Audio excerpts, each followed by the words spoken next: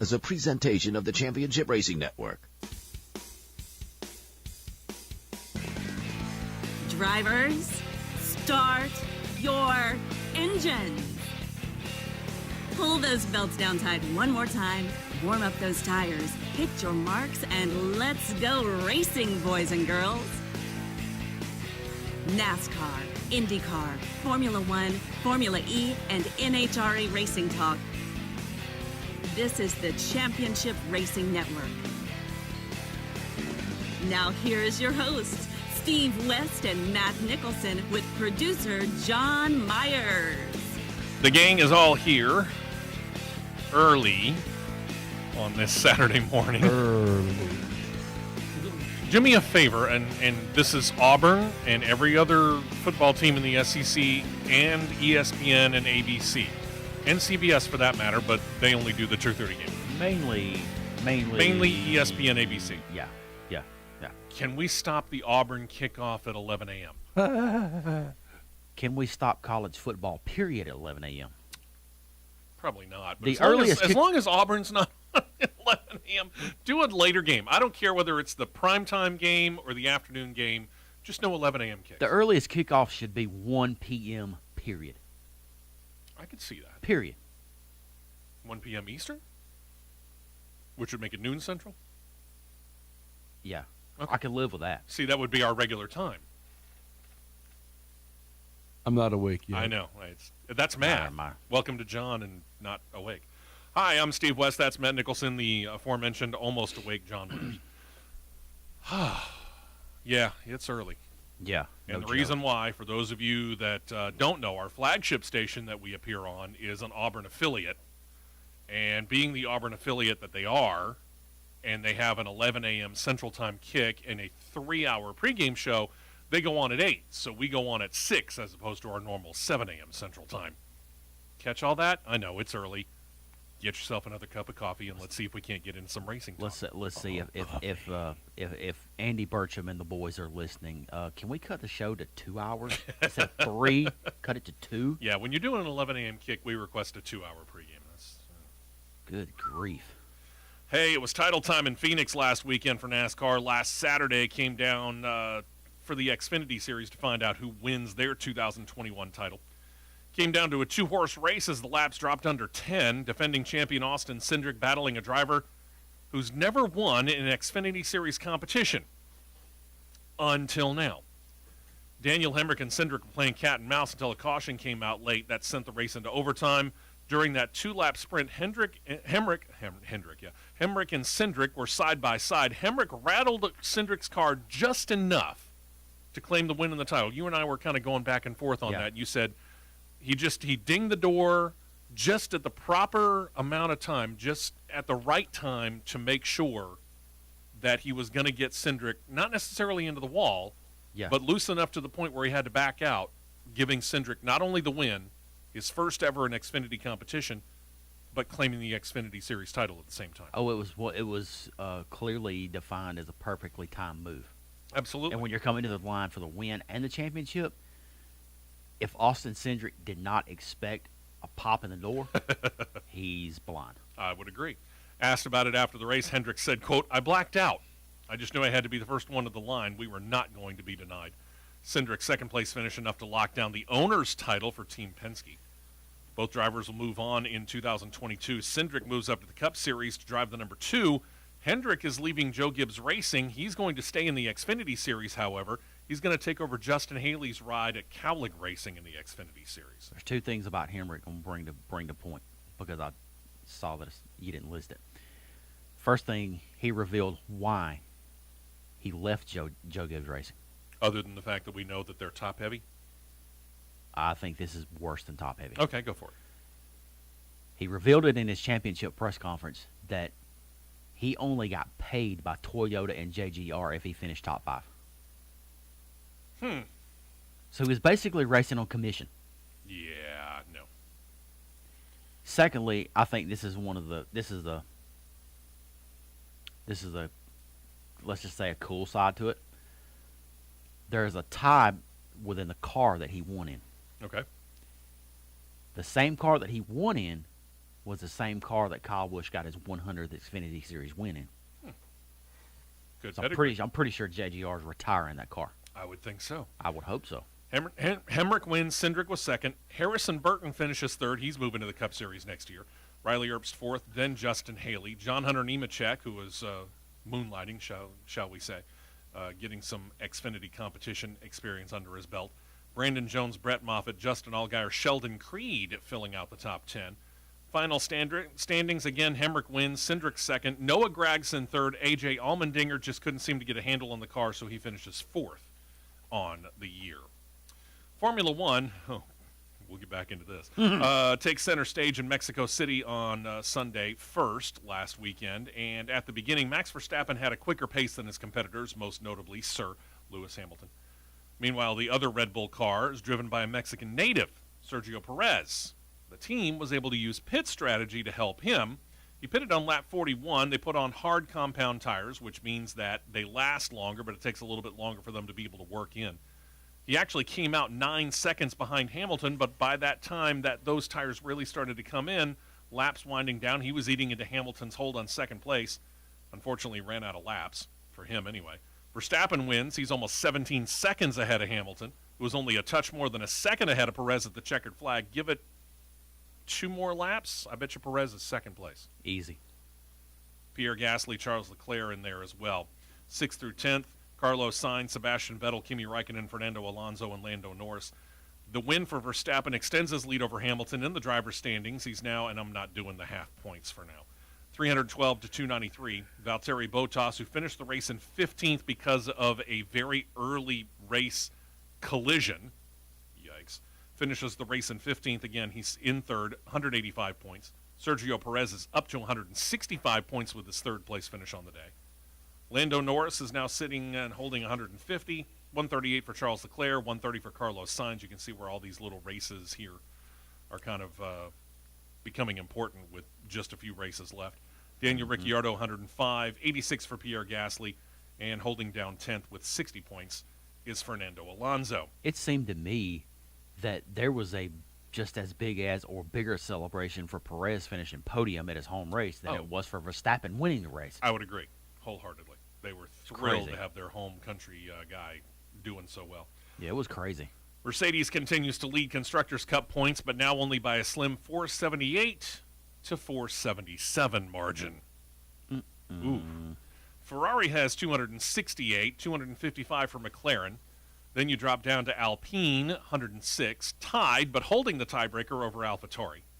Aston Martin's in at 68, Williams 23, 11 now for Alfa Romeo, as Kimi Räikkönen had a pretty good day. And then there's Haas F1 stuck in the basement with a big old goose egg. Still. And probably for the remainder of the year. Yes, sir. The final race of the weekend belonged to NASCAR's Cup Series. When it was all said and done, you had 4 title contenders. They finished in the top 5. Shocker. The order, obviously, that they would finish would determine the 2021 champion.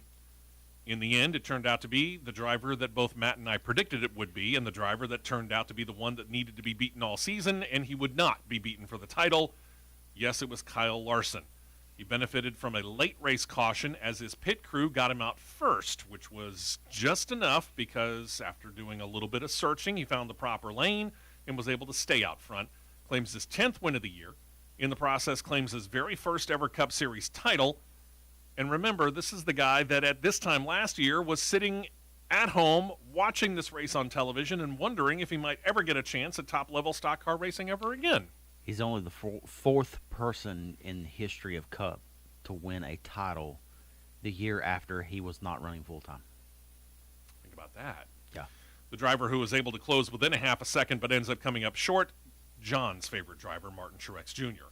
Denny Hamlin, who remains without a title. And finally, Chase Elliott, whose car faded quickly in the final segment. Actually, he ended up losing 4th to Ryan Blaney. Chase Elliott finishes 5th. Rest of your top 10, good run by Eric Almirola, 6th. Kyle Busch, Kevin Harvick, 8th. Christopher Bell, 9th, and Brad Keselowski in 10th. Again, your final standings, Larson's on top, Truex 2nd, Hamlin 3rd, and the 2020 title winner, Chase Elliott, 4th. Rest of the top 10 and final standings, Harvick, who, remember, came into the playoffs 16th seed out of 16. He finishes 5th in final points. Yep. Keselowski, Ryan Blaney, Joey Logano, Kyle Busch, William Byron complete the top 10. This weekend, there's only 2 races of the major series that we cover that are actually still in season. The first that will run is Formula One. Oh, can't wait for this one. They're going to run the Heineken Grand Prix of Brazil on the Interlagos circuit in Sao Paulo, 15 turns, 2.67 miles long. It'll air on ESPN2 at noon Eastern, 11 a.m. Central Time, right here in the good old United States of America. Here's the fun thing about this. Number one, this is the third of 3 sprint race features for the year. Sir Lewis Hamilton got pole for the sprint race. Here's the thing. Even if Sir Lewis Hamilton wins said sprint race, he will not start on the pole. He will not start on said pole. Because he had an engine change, which is his 4th of the year. 5th. Oh, 5th, I'm sorry. 5th. Which means a grid place penalty, 5 slots, I think, automatically. 5 spots. So that was automatic. So the best he could have, keywords, could have started was 6th. Until this little bit of controversy broke last night. He is at risk of penalty due to DRS technical infringement.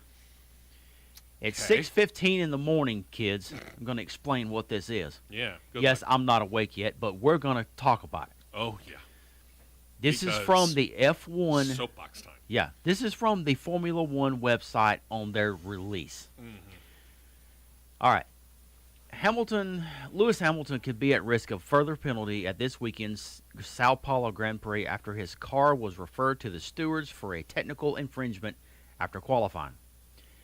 Hamilton outqualified Max Verstappen by over 4/10 on Friday to take P1 for Saturday's sprint, but he already has a 5-place grid penalty for Sunday's Grand Prix for having a new engine. Which is what we just said. Yep. But his worries may be compounded after Joe Bauer, the FIA's technical delegate, found something amiss with the drag reduction system on Friday afternoon at Interlagos. By the way, DRS really is a very simple way of saying we've got a flap in the rear wing that allows you to open it up. And go about 20 miles an hour faster. The uppermost rear wing element adjustable positions were checked on car number 44 for compliance with Article 3.6.3 of the Formula One 2021 technical regulations. The requirement for the minimum distance was fulfilled, read Bauer's report after qualifying.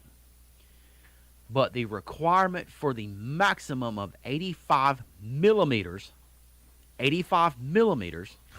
when the DRS system is deployed and tested in accordance with technical bulletin 011-19, were not fulfilled. Bauer has now referred the matter for the stewards, who will make a judgment and hand down a penalty if necessary. A Mercedes representative was called to see the stewards at 7:15 local time yesterday in Brazil. No decision was made as of 10 p.m. last night. Decisions will be made this morning. But wait, there's more. Oh, yeah. By the way, this all coming from F1.com, Formula One's official website. Formula1.com, correct. Let me go back to where I can have the technical reading of this when I read this. Not only is Lewis Hamilton with his penalties and his subjective further penalties coming up, Max Verstappen is at risk of a penalty as well. You ask why? This is, again, is per the F1 website. The story then took another turn as at 10:30 p.m. local time, the stewards announced they had summoned Max Verstappen and a Red Bull representative to appear before them at 9:30 a.m. local time on Saturday for an alleged breach of Article 2.5.1 of the FIA International Sporting Code. Which reads?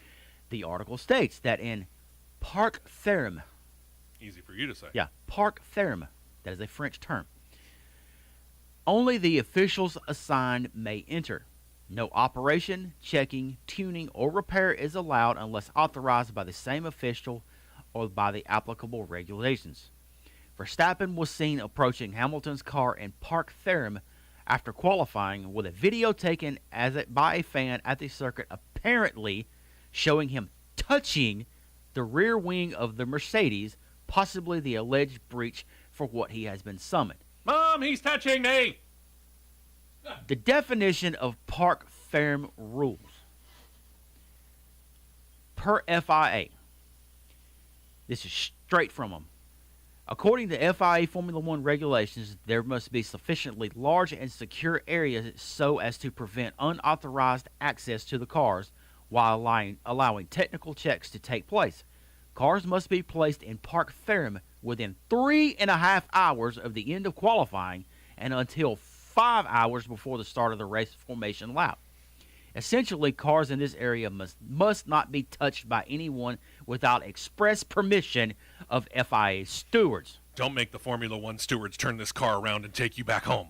Do you want to know what I'm calling F1 now? Pre-kindergarten. I agree. I mean, if he walked up there and he literally started to try and pull the wing apart, that's one thing. If he just happens to walk over and goes, who cares? Yeah, like it's going to knock his wing 15 thousandths out of tolerance and give him 20 miles an hour. My God, he put a fingerprint on it. F1 officials, that's who care. Allegedly. Okay. Allegedly. Yeah, because one angle of a video appears to show this.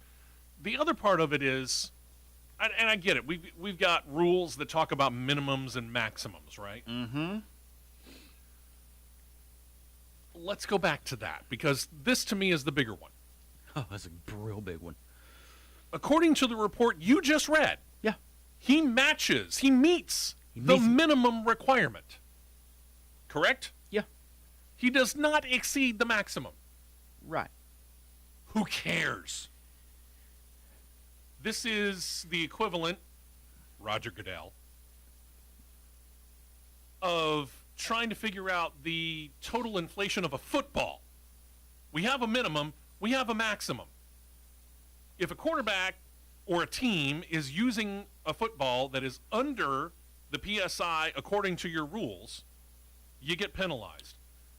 And you end up suspending a quarterback for 4 games. But you have quarterbacks who have admitted on national television, by the way, on the network that you own, the NFL Network, Shocker, that they prefer their footballs to be inflated over the number that you put in the rule book, but yet they don't get suspended. Huh. Again, as long as you meet the minimum and they don't exceed the maximum, what do you care? Yeah. Yeah. That's all you can say. Yeah.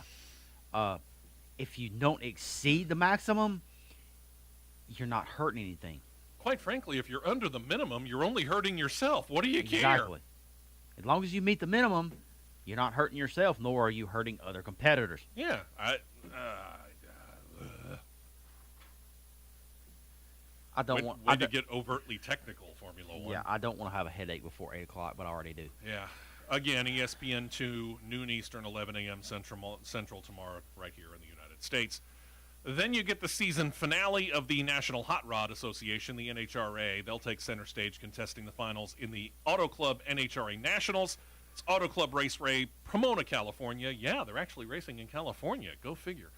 Fox Sports 1 gets the live coverage of said finals beginning at 4 p.m. Eastern, 3 p.m. Central Time.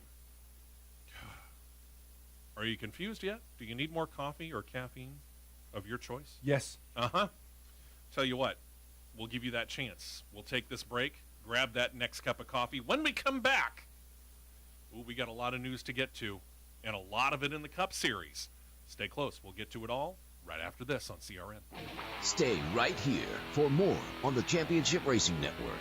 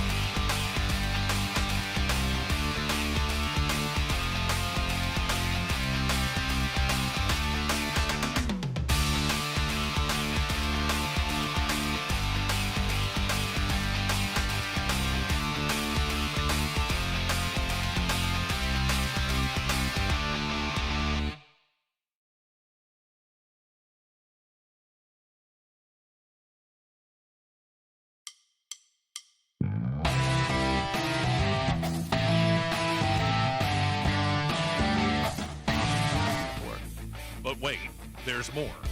Hi, I'm Steve West. That's Matt Nicholson. Stand by, kids. John Myers. A report from Sky Sports now has Mercedes grasping at straws or grasping at fingerprints. Now they're saying that Mercedes has grounds to say that the rear wing was tampered with just by Max going, Touch. oh, you tampered with the wing. Oh, yeah, the part that's controlled by a flip of a switch that lays your wing down. Oh, yeah, he knocked it out of tolerance just by touching it. Give me a break. Kids play nice. Yikes. I mean, seriously, what are we on? We're on the road trip of our life with the kids in the back seat going, Mommy's on my side. Mommy's touching me. Oh, here's the way the technical bulletin reads. With a heading of FIA Formula One World Championship 2021 Brazilian Grand Prix 11 to 14 November 2021 from the stewards to the team manager. Come to the trailer 9:30 a.m. Good luck with that. Give me a break. This makes me want to go to Miami just to watch the race that much more. Yeah, welcome to the soap opera. Hopefully your house is not a soap opera, and what we mean by that is specifically the foundation of your house. We don't want it to be a soap opera. You don't want it to be a soap opera. You don't want the drama. The drama. My gosh, the drama. Not the drama. So figure out how to alleviate the drama or drama by giving our friends at Ox Foundation Solutions, specifically Michael Hart, a call or an email and set up an appointment at no cost and no obligation to you. The phone number is 205-362-6419. The email is mike@oxfoundations.com. And if you are anywhere in the borders of the state of Alabama, he will come to you. He'll take a look at your house. He'll give you again, no cost and no obligation, written foundation assessment. You know at that point in time, hey, you don't have any problems. We're good. Thank you very much for your time and for checking us out. And if you have any problems in the future, give me a call. Or, sorry, you got a problem. Here it is in detail on paper with the estimate of how much it's going to cost to fix. And I can guarantee you they're going to be right on that money when it comes time to actually fix it. But would you like to save a little bit more? I bet you would. Everybody does, especially around this time of the year as we all get prepared for the holiday spending. Mention the promo code WEST, W-E-S-T, 15% off the estimate he just gave you on paper. And all because you heard about it right here on CRN. Set the appointment up with Michael, 205-362-6419 or 205-362-6419 or by email, mike@oxfoundations.com. Make sure that you know whether or not you need work on the foundation of your house. And when you contact him, tell him you heard about it right here on CRN. Let's get into some news, and we got a lot of it this week. We start with the Cup Series, and as we noted, 2021 Cup Series title winner is Kyle Larson in the process, claiming 10 wins on the year. We haven't seen this in NASCAR for a while, and this is only a year after being in NASCAR's doghouse for what he had said during a 2020 iRacing event. Mm-hmm. The 10 wins this year prompted a very emotional Larson to say after the race and the title win that he was ever so grateful to Rick Hendrick for giving him the opportunity that allowed him to do what he did this season. In winning 10 races, it's something not really seen all that much in modern-day Cup Series action, and we're talking about modern-day Cup Series action dating from 1972. Remember this, the last driver that claimed at least 10 wins in a season and the title, Jimmy Johnson, and you got to go back to the 2007 Cup title run for that. Jeff Gordon did it 2 times, back-to-back 1996, 1997. He did add a 13-win season in 1998, but he missed out on the title. How did he miss out on the title on that one? Don't know. Rusty Wallace won 10 races in 1993. Dale Earnhardt had 11 in 1987. Then you go to 1985. Bill Elliott, awesome Bill from Dawsonville, had 11 that year. Darrell Waltrip had back-to-back 12-win seasons, 1981 and 82. And then we go back into the 70s. Cale Yarborough, 10 wins, 1978. 10 wins for David Pearson, 1976. And that was a part-time year for him. He didn't even run all the races that year. Richard Petty won 13 races in 1975 and 10 in 1974. And kicking off NASCAR's modern era, 1972, Allison became the first driver to win 10 races in a season in the modern era. On the dot, 10, 1972. I'd say Kyle Larson's in some pretty good company. Quite a bit of good company. But there's an interesting fact that I saw released from somebody that has a brain that works on social media. There are such people. They're unicorns, but they're out there. Hendrick won the first Gen 6 title. Yes. Hendrick won the last Gen 6 title. Ah, that's an interesting note. Here's an even deeper interesting note. Okay. If you want to look at the very deep technical side of it, the same team won the first Gen 6 title and won the last Gen 6 title. That is an interesting way of looking at it. The 48 car won in 2013.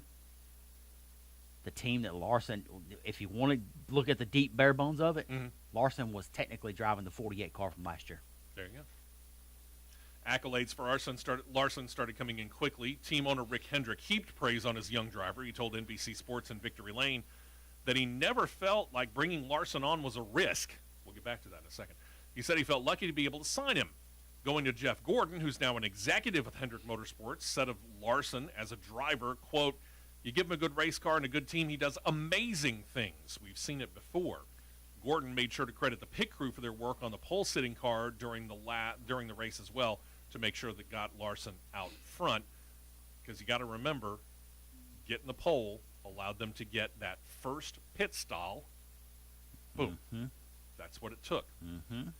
Many were thinking, including us here on this show, about this time last year that Tony Stewart was going to try to sign Larson to a Stewart-Haas racing team.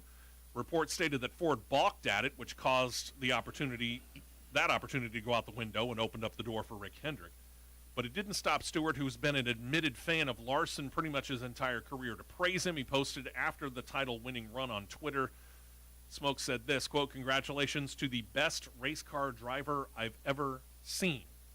This is a guy who's an unabashed A.J. Foyt acolyte who just called Kyle Larson the best race car driver he's ever seen. No less than Mario Andretti added his congratulations as well. Larson noted Smoke's post. He sent praise right back, said, quote, "If I really had a true racing hero, I would say it's Tony Stewart, who I've always believed to be the best race car driver ever. That means a lot to me." Each in their prime time of their era, give me Larson, Andretti, Foyt, and Stewart on the track at the same time. Oh, good God. You put the four of them in their prime on one race team? The mind boggles at the possibilities on that one. Give me Stewart, Larson, Andretti, and Foyt at the same time. In their prime. In their prime era. Yeah. Yeah. And truth be told, I'm not sure I'd care what series we're talking about. It could be NASCAR, it could be Indycar, it could be Formula One. I wouldn't care. That's one of the ultimate dream teams right there. I challenge you to come up with a much better lineup than that. You can't. You'd have a hard time doing it. You can't. Have a very hard time doing it. Because we're talking about four drivers who literally can get into any style of vehicle, and if not outright win, be highly, highly competitive, almost right off the bat. Blah, blah, blah. Yeah, the mind boggles. Yeah. As we noted on this show last weekend, this race in Phoenix was the last time that Brad Keselowski would drive the number 2 for Team Penske. To celebrate the top 10 result and the memories, Brad Keselowski brought something special.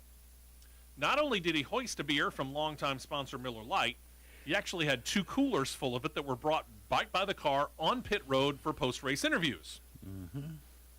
And to make it a little bit more special, he took the time to pour his Miller Lite into the exact same glass that he drank from in Victory Lane after he claimed the 2012 Cup Series title alongside the team.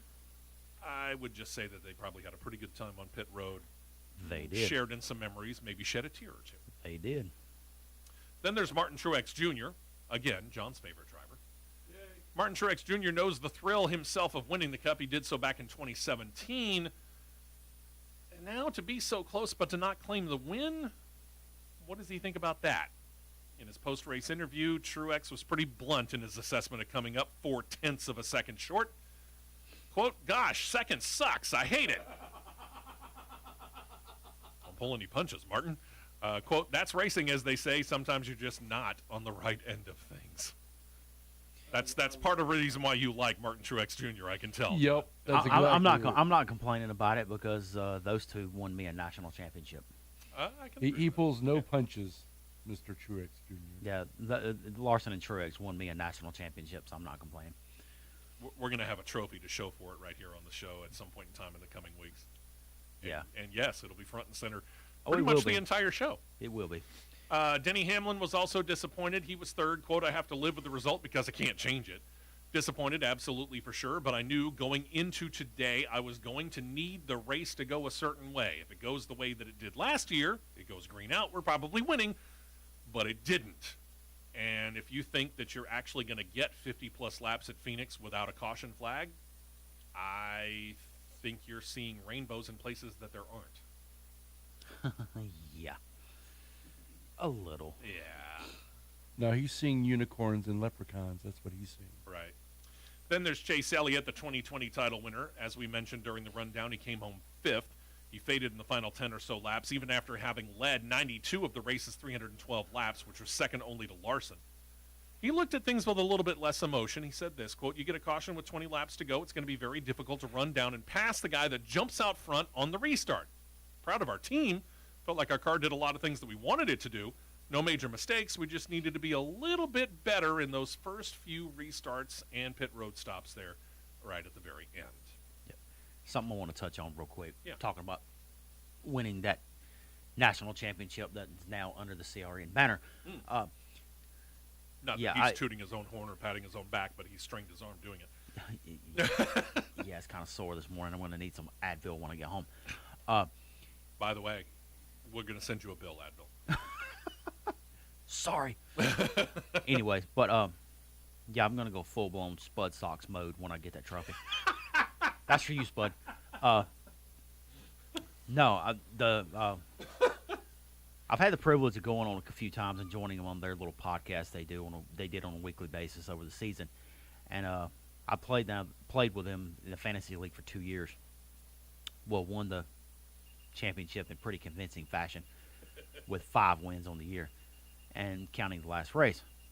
But normally what they do is they will, I'm sure you heard of the little deal Cameo. Yeah. You can pay a celebrity to do something. They'll do a personalized video. Sure. Well, instead of doing the video this year that they normally like to do, they did, and I thought this was really cool, and I can't say thank you enough. It caught me really off guard. They did a donation to Kyle and Samantha Bush's charity fund, the Bundle of Joy Fund. Very cool. That That's very close to did your that. heart. I Yeah, know that. yeah, and that one hit home, and it caught me off guard. So I got to say to Aaron and all those guys, appreciate that a lot. Yeah, It meant absolutely. a lot. Very cool stuff. Very cool stuff. The Spud Sox reference, by the way, is Yeah. a reference to a competitive trivia team that I play on. Yeah. We won the state title in 2019 and had a video, or I had a trophy made, and our team captain, Judd, he decided he needed to show it off during the 2021 chance, which we came up 5th instead of 1st. But we still had it sitting on the table, which everyone came by and looked at it and went, uh-huh. Yeah, that didn't put a target on our backs at all. Yeah, buddy. Here's some other news here as we wrap up the 2021 Cup Series season. 2021 Cup Series Rookie of the Year for the second year in a row goes to a Stewart-Haas Racing driver. Cole Custer won it in 2020. 2021, it is Chase Briscoe. He took over the number 14 for the now retired and working for Fox Sports' Clint Boyer. While he didn't claim a win in his rookie year, Cole Custer did in 2020. Briscoe did finish 23rd in the final standings and easily bettered his competitor for that honor. The only other competitor really that had any kind of a chance, front row motorsports driver Anthony Alfredo. No. Alfredo finished 30th in final standings with only one top 10 finish, 10th in the fall Talladega race. Briscoe nailed down 3 top 10 finishes in 2021. His best finish came at Circuit of the Americas, and he matched that at Road America, claiming 6th in each time, and he was actually leading the race late at the Indy Road Course in August before he was penalized in the final laps, deemed for having cut a corner. Question, not taking anything away from Briscoe, but I'm just wondering if Alfredo had been in better equipment. No? No, I don't think so. Matt shakes his head no. Yeah, I don't think so either. No, I'm trying not to break my neck shaking my head. No disrespect to you, Anthony. But wait, Anthony, there's A little more. There's actually a little less for you. Front Row Motorsports continues to make strides. They're trying to become a little bit more competitive within NASCAR. This past year, 2021, they have 2 Cup Series rides, one of which won the Daytona 500 with driver Michael McDowell in a highly competitive Camping World Truck Series operation. Most of this, keyword most, will not change in 2022. But it will be slightly different. We'll talk about the Camping World Truck Series and Todd Gilliland shortly. Up at the Cup level, do you get rid of the guy who just won you a Daytona 500 title? No. Neither did Front Row. So Michael McDowell, he's there. Over at that other Front Row Cup Series ride, driver Anthony Alfredo ain't going to be there no more. The team issued a statement thanking Alfredo for his time. As to who will replace him, FRM's general manager, Jerry Free, said that the team will make driver and partner announcements when they are final, with the crew concentrating on building their fleet of 2022 Gen 7 race cars. Let us give you a hint as to the first, and potentially last, driver you need to call. Does the name Matt DiBenedetto ring a bell? I've heard of the guy. But, honestly, I said this at the start of the year. Alfredo should have never been there to start with. There you have it. Some quick crew chief news coming up when we come back. We got to take this break, though, right now, as you are listening to CRN. We will be right back with more on the Championship Racing Network.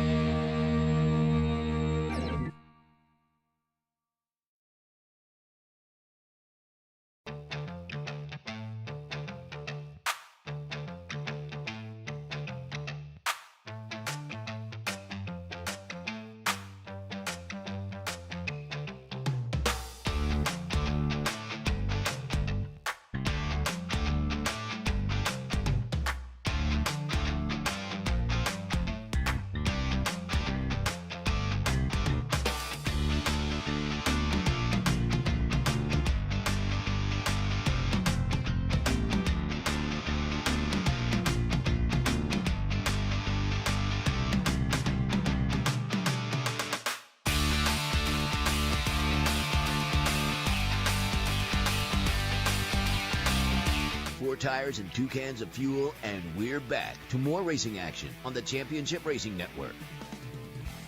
We got to deal with some rules here. And for that, I might need some more of that aforementioned Advil that you were talking about. Yeah. But first, Yeah. I'm Steve West. That's Matt Nicholson with producer John Myers. Got some quick crew chief news here on CRN. Harrison Burton is coming up. He will take over the number 21 from Matt DiBenedetto. He will vie for 2022 Rookie of the Year. He's my odds-on favorite to win it, by the way. His crew chief is going to be not the Beach Boy, Brian Wilson. Brian Wilson's actually been Austin Cindric's Xfinity Series crew chief over the last 3 years, but he moves up with Harrison Burton instead of going with Austin Cindric. That's crazy. I would have probably kept him with Cindric and took the 2 car and moved him to the 21 if that wouldn't have been 2 out of bounds. Yeah. Which I don't think it would have been, because even though it's technically a Wood Brothers ride, it's a Penske satellite team. I mean, I would have kept Jonathan Hassler on the car. I don't know. They're moving Brian Wilson up because probably they're not going to have an Xfinity car next year. You don't think? I doubt it. Putting the 22 on mothballs. Why do you think Ryan Sieg expanded with Ford with the 2 true. cars? Yeah, that's true. All right, here we go. Get your caffeine and your pain reliever of choice ready. Yeah, buddy. NASCAR has revealed the upcoming Busch Clash rules and its format for the LA Coliseum. NASCAR is planning to make a weekend of it. Headache, you ask? Here he comes. Saturday, February 5, there's going to be practice and then single-car qualifying.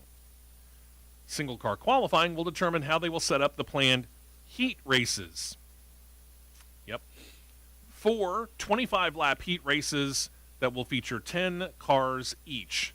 The fastest 4 in those heat races gain the pole for the fastest 4 in qualifying, I should say, gain the pole for the respective heat races. The top 4 finishers of each heat race, 16 cars in total, will automatically advance onto the Busch Clash. Then you have your last chance qualifying race with 10 cars in each race. 4 will make the Clash. That will give you a grand total of 20 entries. I'm sorry, no. There's more. That leaves another 24 cars, potentially, who have one final opportunity in 2 50-lap sprints. The top 3 finishers of each of those races will also advance to the Clash.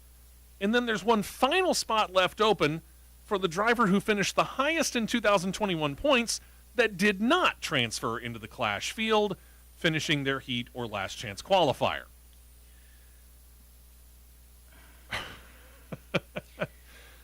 In other words, what we're going to have ultimately when we finally get to the Busch Clash itself is a 23-car field.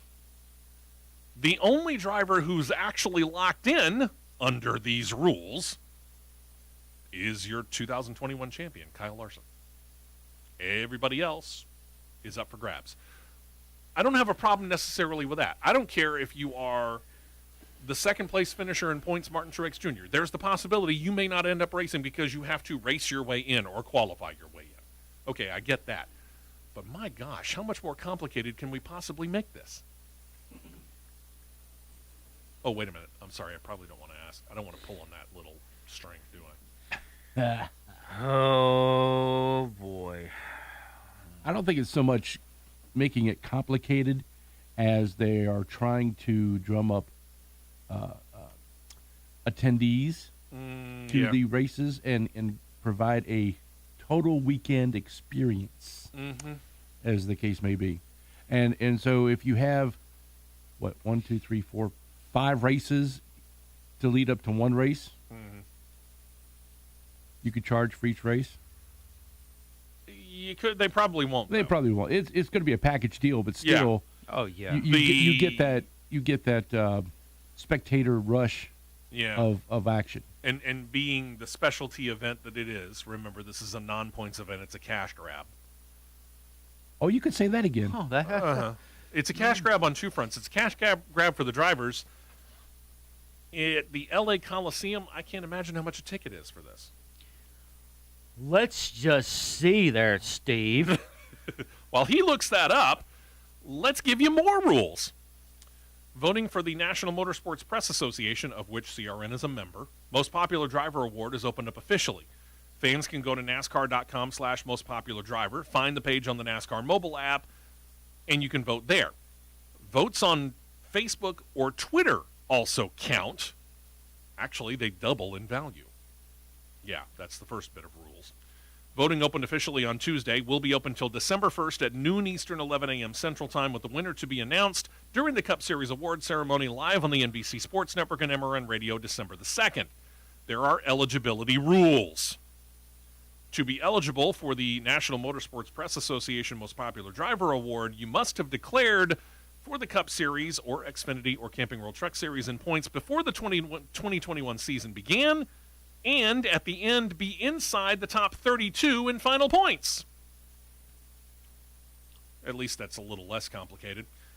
Hendrick Motorsports driver and 2020 Cup Series champion Chase Elliott has won the award for the past 3 years in a row. Before that, Dale Jr. had won for 15 years in a row. Is there... Sorry, Cody Ware. You're out of luck. Yeah. Is there a possibility of an upset? The only driver I think who has a chance to unseat Chase Elliott might be Kyle Larson. I can see it happening. That's that two-horse race. Via StubHub. Ladies and gentlemen, here's the price for the Busch Clash, heat races, and the Clash itself. This is tickets for Sunday alone. Yeah.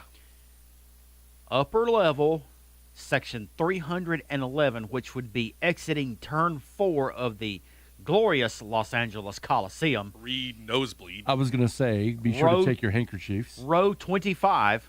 Yeah. $64 each via StubHub. Not including binoculars, which you have to furnish yourself. That isn't too awful bad. Let's just see what section... For nosebleed?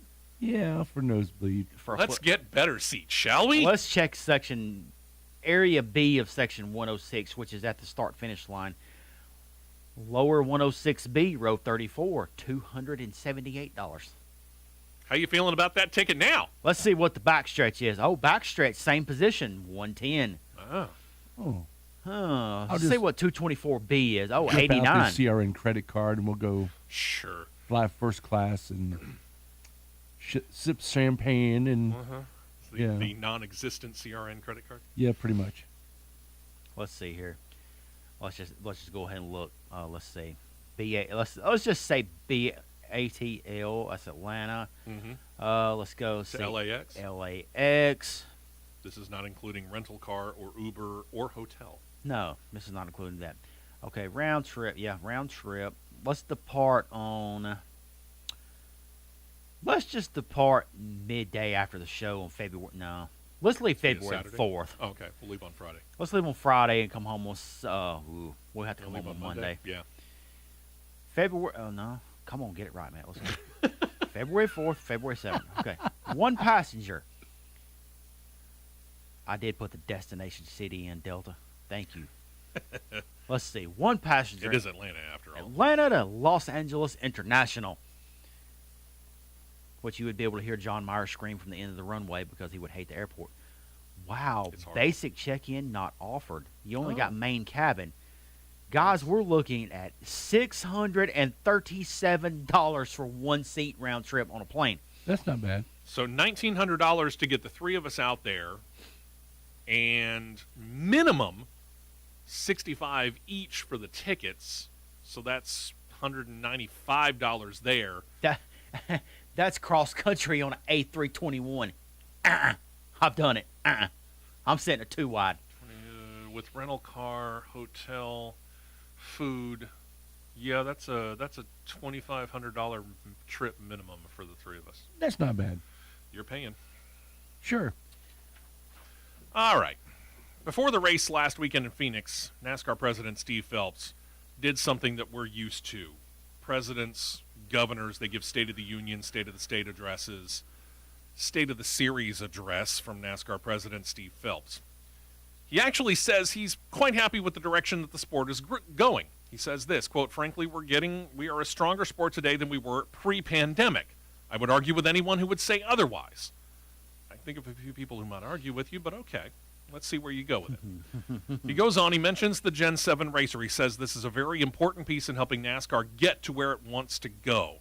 Said it could also lead to a new car brand in NASCAR.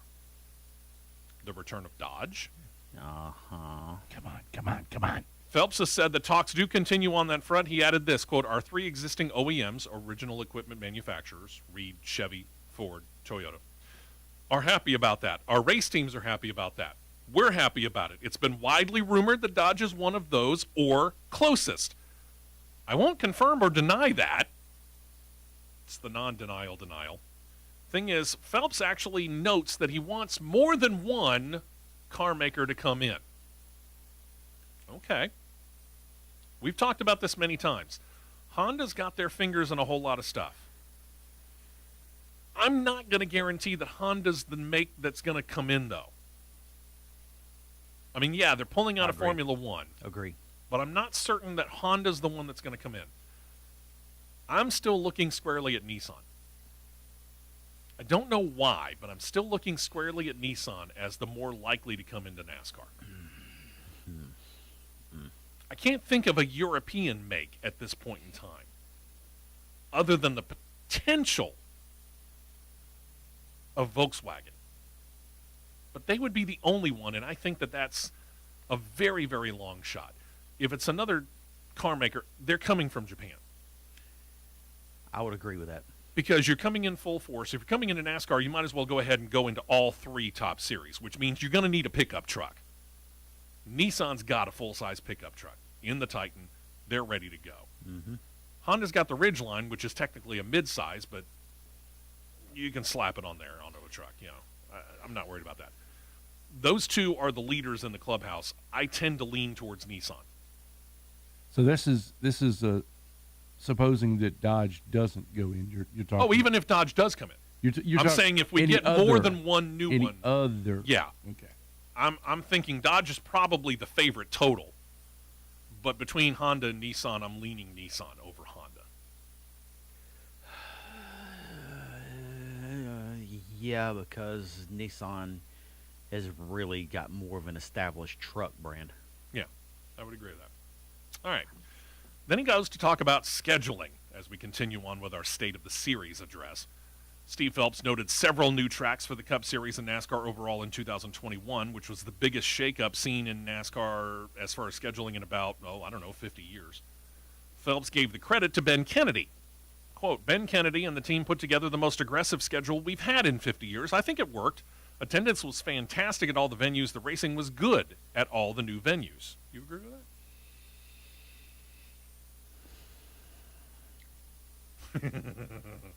We'll just leave that right there. Yeah. So, will NASCAR keep taking chances? Phelps says yes. Quote, as we look into our schedule in 2022, going to the LA Coliseum to kick off with our debut of our next-gen car is a proof point, frankly, to that we're going to be very bold in what we're doing. Whether it's the schedule or the car, all of it. We're going to take calculated risks. I don't know what the 23 schedule is going to look like, but I know it's not going to look like the 22 schedule. Can I make a request on that? No disrespect to Bristol and dumping a whole lot of dirt on the concrete, but if you want to go dirt racing, how about actually going to a dedicated dirt track?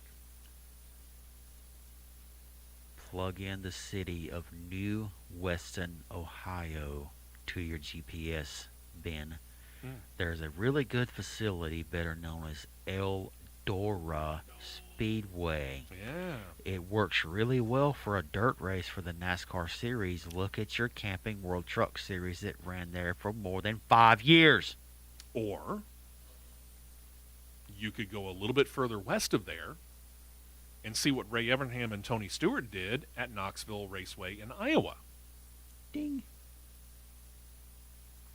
Ding. Just noting. Ding. Steve Phelps was very unsure as to whether Auto Club Speedway was going to be ready in time to debut their new short track configuration for the 2023 season, but then he seemed a little bit more optimistic about television rights negotiations. First of all, let's talk Auto Club. Auto Club is going from the sister of Michigan, in other words, a 2-mile track, into a track that has aspects of the 3 best-known short tracks in NASCAR competition. A little bit of Bristol, high ranking. A little bit of Martinsville, long straights, kind of hard turns. But it does have that little D shape of Richmond as well thrown in there. That's a massive reconfiguration for this. Quite a bit. We'll see whether they were able to get it done in time or not. Yeah. As to the TV rights, the deals with Fox and NBC expire at the end of the 2024 season. Steve Phelps says that those talks to either extend or begin talks with another network should be able to begin very soon. We'll keep you updated right here, as we plan on going throughout the off-season, right now with the exception of Thanksgiving weekend. we're planning on taking Thanksgiving weekend off. Otherwise, we may go through the entire run. But as I look at the calendar, I also note something. If you look at the calendar in the month of December, Saturday, the day that we tend to air, December 25th falls on a Saturday. We might be taking Christmas off. Maybe? You think? I think so. Maybe. The very next weekend New Year's Day. is New Year's Day. Maybe? You think? So it's very possible, considering that my wife and I will be celebrating our 20th anniversary the night before New Year's Eve, that I'm not going to want to get up and out of bed to come in here and do a show at 7 o'clock in the morning on New Year's Day. So, yeah, I'm thinking, I don't think we've taken that many weekends off in an off season really since the show started. It's one of those years, boys. It is. It's just the way that the cookie crumbles. But yeah, we're planning on taking the holidays off right now. Thanksgiving, Christmas, New Year's. But you know what? We'll be here for the rest of that time because Great analogy there, Bruce Nolan. we've said this on many, many occasions. We actually find that there's more news that happens in the off season than happens during the regular season. That's why we go year-round. When we come back, we got some sad news from the world of NASCAR. We've got a lot of Xfinity and Camping World Truck Series news, a lot of just generic NASCAR news. And that's before we get to all the rest of the stuff that we got to get to. And we only got an hour to do it. Hour 1's in the books. Hour 2's next, right here on CRN. Don't touch that dial. The Championship Racing Network will be right back.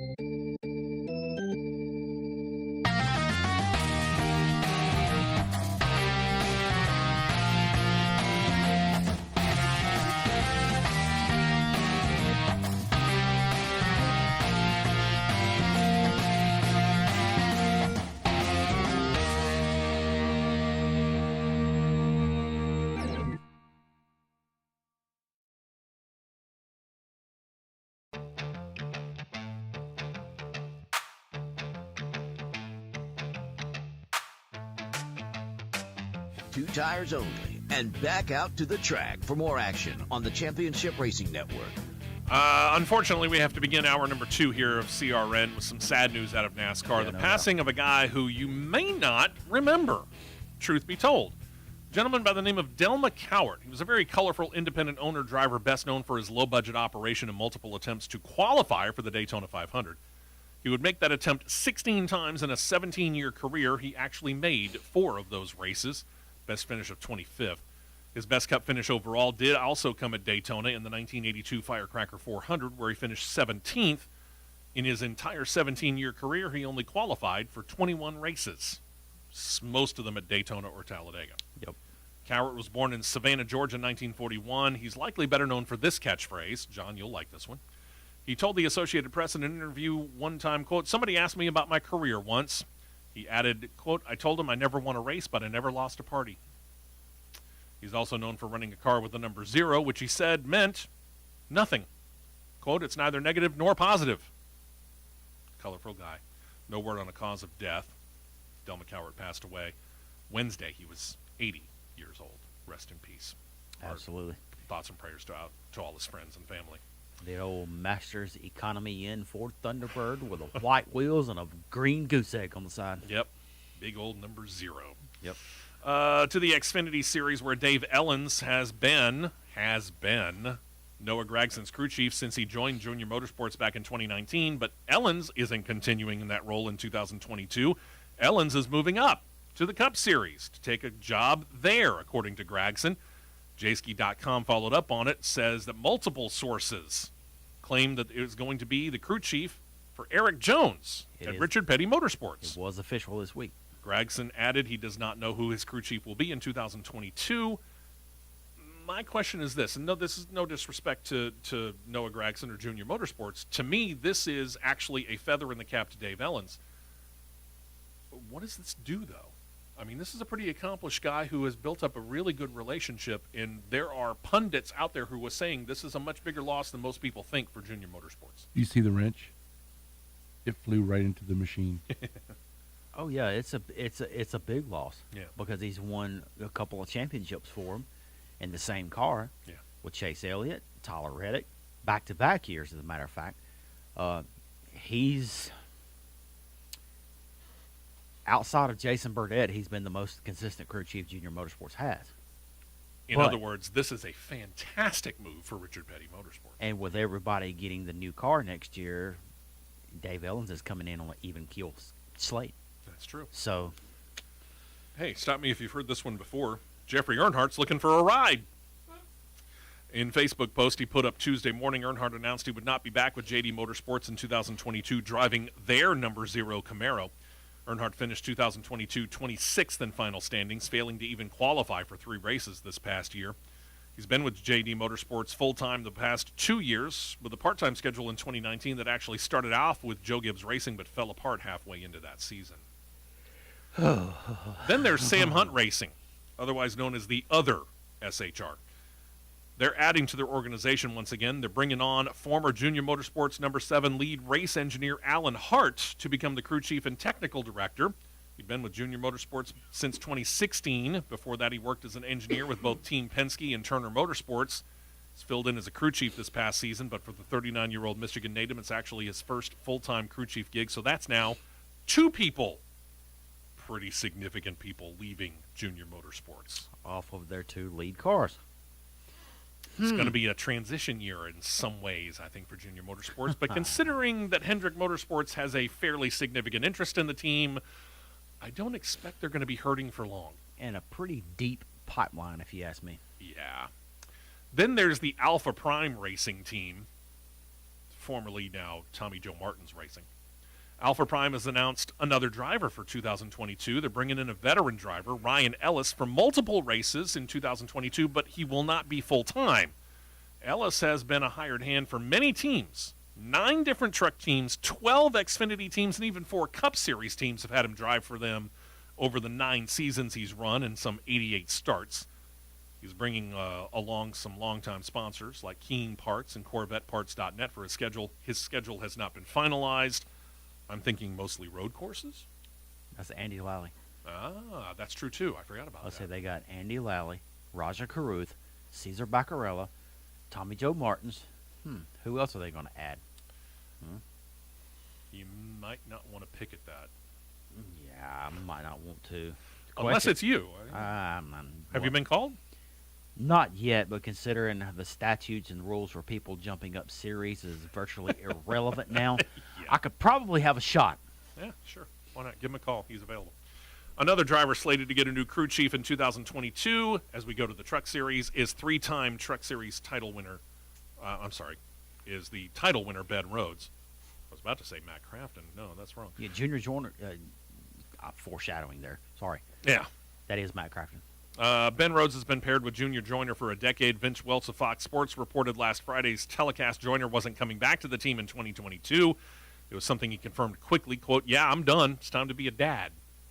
As for Rhodes and his future, it does continue to be at ThorSport, as does Matt Crafton's, according to team spokesperson Allison Thorson, who said that both are going to be back in the team next year. She added that the team is set to field 4 full-time trucks, but they don't yet know who the other 2 drivers are going to be. See, Grant Enfinger is moving over to GMS Racing, so we know he's automatically not one of them. Yep. Johnny Sauter was full-time with the team in the number 13. They don't know what's going to happen there yet. Christian Eckes was splitting time with Enfinger in the 98, but they haven't said anything there. Plus, you got Ty Majeski, Paul Menard. They got starts in a 15 truck in the number 66. So you got all them, or could you look elsewhere? Matt Nicholson. It was besides that guy.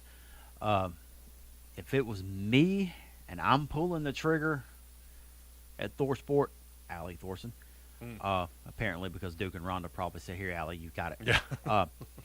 If it was me, I would be pulling Majeski and Eckes. It'd be a nice doubleheader. We'll see what happens. I would pull Majeski and Eckes. Back in the Cup Series news, we talked about 2022 plans for Front Row Motorsports. Had a pretty good year with Todd Gilliland in the Truck Series in 2021 as well. They dominated for most of the day at Circuit of the Americas, and they claimed 16 top 10 and 10 top 5 finishes overall on the year. Finished 7th in final standings. But Front Row Motorsports has said that they aren't really sure right now whether they're going to continue to run the Camping World Truck Series ride. Why would you not? I'm not sure why you wouldn't either. Well, they're firm in bringing back, as we mentioned during Cup Series Rundown, the number 34 Mustang with Michael McDowell, and they're firm in bringing back the number 38 Mustang with a driver yet to be determined, because Cup Series Rookie of the Year runner-up Anthony Alfredo ain't coming back. The team says that they aren't sure if they're going to be back with the Truck Series entry. GM Jerry Freese of Front Row Motorsports would only say that executives in the organization are analyzing that part of the race team. I could see this as a smokescreen. For? They may be looking to pull Todd Gilliland up to the 38 if they don't sign to Benedetto. No disrespect to Todd. Todd Don't and Matt do it. DiBenedetto. Don't do it, Todd. Todd's not ready yet. No. Go get Matt DiBenedetto. Bingo. Go get Matty D. Yep. Period. Then there's David Gilliland Racing. They have a new crew chief for their returning driver, Tanner Gray. Jerry Baxter joins the team to lead the number 15 Ford truck team after 2 years of calling the shots in the Cup Series. This marks a return for him in the Truck Series. He led Brett Moffitt to 4 wins back in 2019. He has experience in the Truck Series going all the way back to 1998. In his NASCAR crew chief career overall, 450 races under his belt in the top 3 NASCAR series as a crew chief. That's a nice pull. Solid pull. And then there's Fox Sports. They have the full-year contract to televise Camping World Truck Series action. The vast majority of them are being shown on the cable sports network, Fox Sports 1. They're reporting that ratings are actually on the rise. After the 22 races that they aired in the year 2021, they report averaging just under 600,000 viewers for each truck race on average. That's 83,000 more people than slapped their eyeballs on a race in 2020. A 16% increase year over year. Very nice. Mm-hmm. That brings us to overall NASCAR situations. Your 3 2021 NASCAR title winners actually are all, if you hadn't noted, first-time champions. Cup, Xfinity, and Camping World Truck Series. They're all first-time champions. This is not the first time it's happened. In fact, it's the 4th time in the past 5 years alone that all top 3 NASCAR divisions crown first-time champions in the same year. The first of those, this keeps going back to John's favorite driver, 2017. That's when Martin Truex Jr., Cup, William Byron, Xfinity, Christopher Bell, Truck Series, all won. The next year, it was Joey Logano, Tyler Reddick, and Brett Moffitt turning the trick. By the way, that trend skipped 2019. You can thank Kyle Busch for that. But then it returned the next year, 2020, Chase Elliott, Cup, Austin Cindric, Xfinity, Sheldon Creed, Trucks. We mentioned 21. As for 2022, we know that the title weekend returns to Phoenix, but you got to wait for it to find out if it continues. Don't think so. Probably not.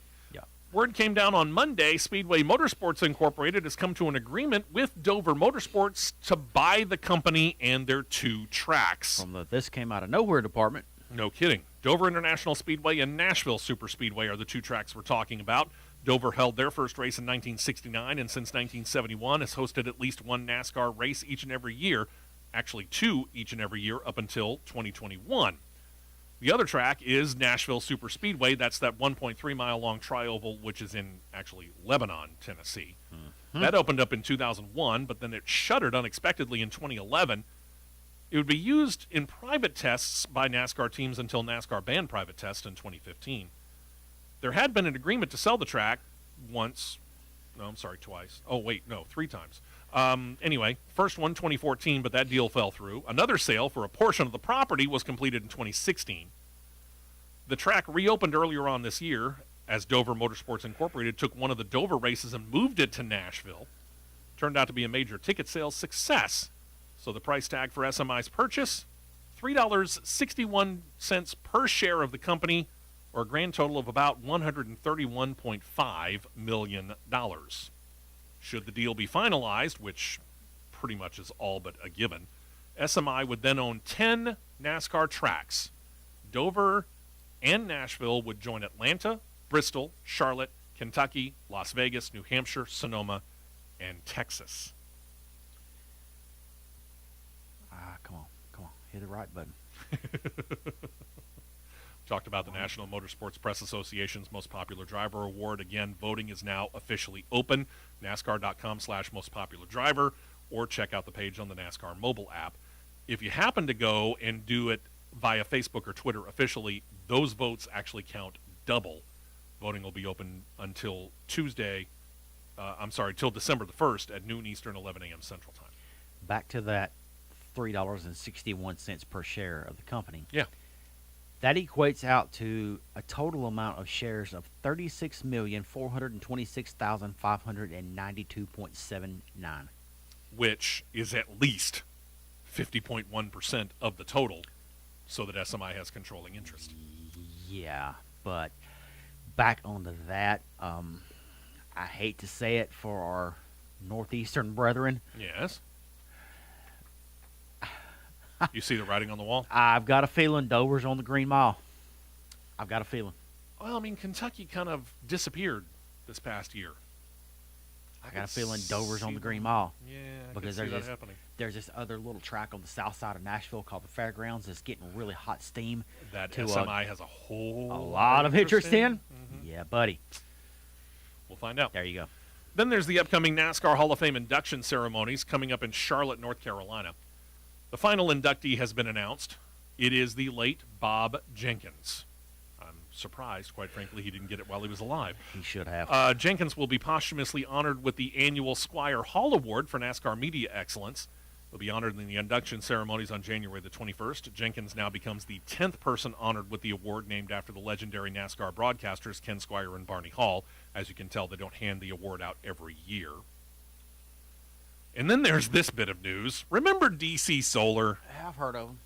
Former high-profile NASCAR sponsor DC Solar got into some major legal troubles a couple of years ago. Its founder, Jeff Karpoff, had been charged with a litany of major crimes. Tuesday of this week, Karpoff got sentenced. He's going to prison for 30 years.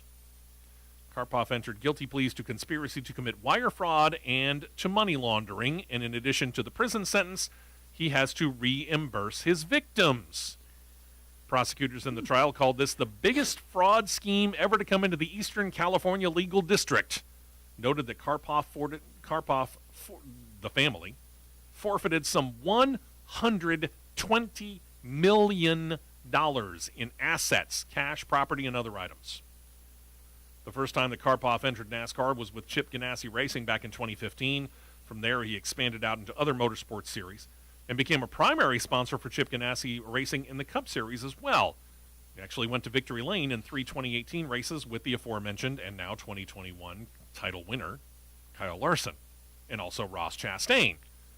Turns out Ross Chastain was set to go full-time in 2019 in the Xfinity Series with Ganassi and DC Solar for the entire year, but during that offseason, the feds closed in and shut DC Solar down. ending Chastain's hopes for that year and, for all intents and purposes, killing the Chip Ganassi Racing Xfinity Series ride. As for Jeff Karpoff's wife, Paulette, she's also charged with a whole lot of things. She entered into a guilty plea to taking part in the scheme. She will be sentenced this coming week. What a tangled web we weave when we practice to deceive. Yeah, buddy. And then you go to prison for it. Don't do it, kids. This little tip from your uncles here at CRN. Ding.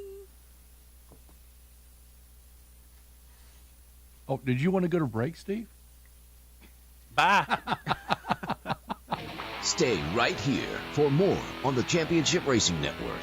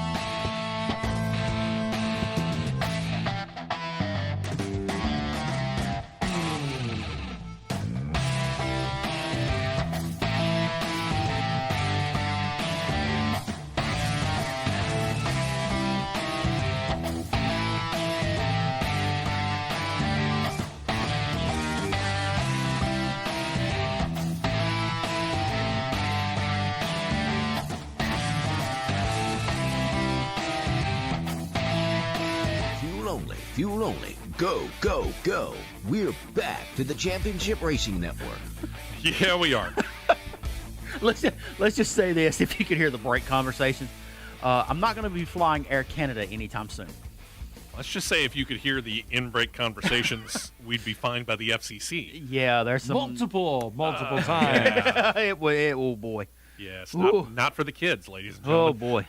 To the National Hot Rod Association, the NHRA, in advance of this weekend's season finale race, the final race of the year, National Hot Rod Association National Tech Director Lonnie Grom was at the SEMA show in Las Vegas. Big Specialty Equipment Manufacturers Association show. If you've never been there, which I haven't, it's a goal. I'd love to go there. There's a lot of really cool stuff, and quite frankly, a lot of these car companies, they put a lot of their products on vehicles and display them out there at the SEMA show. Mm-hmm. Really, really cool stuff. Yep. NHRA did an announcement. They announced a new division. It's actually got a familiar name if you've been a long-time drag racing fan. It's called Factory Experimental. They're actually going to shorten it. It'll be known as Factory X, presented by Holley. Here's the difference.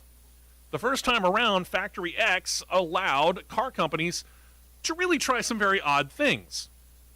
This time around, much stricter rules. Part of it's cost-cutting. Confirmed entries from Chevy, Dodge, and Ford. Toyota's been invited but haven't confirmed an entry. The rules are this, and it's pretty simple. The cars must weigh no more than 2,650 pounds. They must have a stock class engine and a 5-speed manual transmission. No automatic transmissions are allowed. For the drivers that are looking to step up in competition, this is a class that is slated above top sportsman, but below the Camping World Drag Racing Series division of Pro Stock Car. The cars are to look stock. In other words, as one might buy one off the dealer lot. The bodies, Steel roofs, steel quarter panels, and such must look like the car that one would drive down the road. Obviously, you have to have the safety equipment of a race vehicle because these things are going to cook. But the idea is to be a somewhat inexpensive step up the ladder just under Camping World Drag Racing Series competition. Yeah. Pretty cool. Yeah, I think it's pretty cool. We'll have to see how it works out. We might end up following this one. Mainly, we have only covered the 4 Camping World Drag Racing divisions: Top Fuel, Funny Car, Pro Stock Car, and Pro Stock Motorcycle. We started talking about the Factory Stock Showdown. Keep in mind, this is a totally different deal, Factory X, than the Factory Stock Showdown. Factory Stock Showdown is that limited edition number of vehicles that you can get. Copo Camaro, Super Drag Pack from Dodge, or the Cobra Jet, I think is what it is, from Ford. Those are very specialty, very limited run cars. Cool. I read Fully Moore, the interview that they did, and he said, quite frankly, you could go and pull a Mustang, a Camaro, a Challenger, or the appropriate Toyota, one would presume a Camry, out of a junkyard and create the car that you need to get out onto the track. If they would allow just straight ones to buy off the showroom floor, I know where exactly, and it's just right over the hill from this station. At a local dealership, there is a Saline Boss 302 Mustang that is bright orange. Saw it yesterday. Just noting, if you've been thinking about going Factory X racing, oh, wait a minute. Maybe you might want to start thinking about going Factory X racing. Yeah. I mean, not bad when you stop and think about it. Stock class engine, 5-speed manual transmission, no automatics, and really, other than that, steel roof, steel quarter panels. I mean, I'm sure that there are more rules in there, but the basics, Lego, pretty straightforward. Yep. Let's get into quick IndyCar competition news here. When we get into the 2022 Indy 500, the car count is going to be all important. Remember, only 33. I say only. It's the largest field of an IndyCar year, granted. But considering the fact that we're talking as many as 27, 28 full-time IndyCar rides coming in 2022, car count becomes very important. And Chip Ganassi Racing says that he's bringing out one of his weapons. He admitted to Racer.com he plans to enter 5 vehicles in next year's Indy 500. Jimmy Johnson will drive in the 2022 Indy 500, whereas he didn't run any oval races in 2021. So the 2021 Indy 500, the number 48 car, was driven by Tony Kanaan. Tony Kanaan will get that 5th Chip Ganassi Racing ride next year. Well, I kind of seen this one coming, considering Chip's got a little bit extra money to spend next year that he doesn't have a cup car. Or two. Or a whole team. Let's Yeah. just say that. This is no surprise. Not really, no. He was going to put that money either into IndyCar or into a sports cars. I think he's kind of splitting it, truth be told. I think so, too. I don't think that the Indy 500 is the only time we're going to see Chip Ganassi Racing go 5 cars. So we'll I think have there'll be more. 8, 9, 10, 48. Let's see what the other car number could be. That's a good question. Would you go 84? I doubt that. Probably not. I can't remember what was the number that Tony Kanaan was known for most in his career? 11. Has that already been taken by somebody else? Might still be available. Last I saw, AJ Foyt's got the rights to the 11 because Charlie Kimball drove it.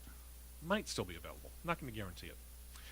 Speaking of AJ Foyt racing, Racer.com reported on Wednesday that Kyle Kirkwood, who we reported last week had been released from his Andretti Autosport contract, would likely land at AJ Foyt Racing.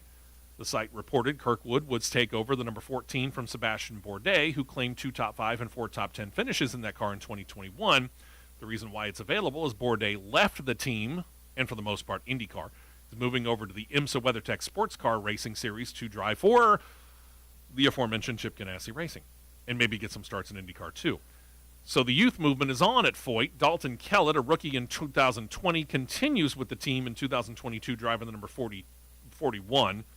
On Thursday, the news was confirmed. The defending 2021 Indy Lights champion, Kyle Kirkwood, will run the 14 full-time in 2022.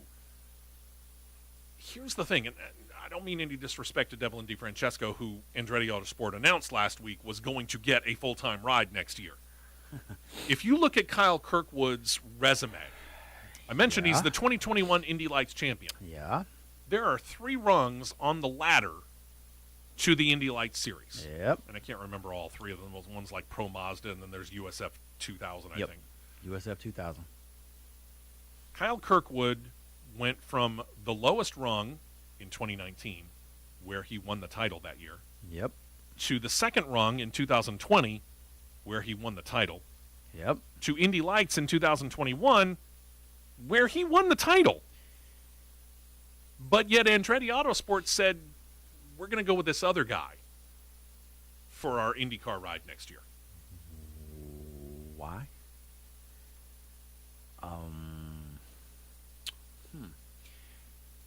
Let's just do a little comparison here. Sure. Why not? Seems to make sense. I mean, to win the Indy Lights title, one would presume you've won multiple races. Mm-hmm. To win 3 titles in 3 years and step up the ladder each and every year, one would presume that you won multiple races each and every one of those years. Okay. Here we go. All right. Kyle Kirkwood, Yes. Indy Lights stats. Out of 20 races, 10 wins. Huh. That's pretty good percentage. Yeah. Out of 20 races, 10 wins. You won half. Half! Devlin DeFrancesco did not win the title in Indy Lights. Let's see here. How did he do in 2021? I mean, I presume, because they were both on hand for the test at Barber Motorsports Park that we talked about.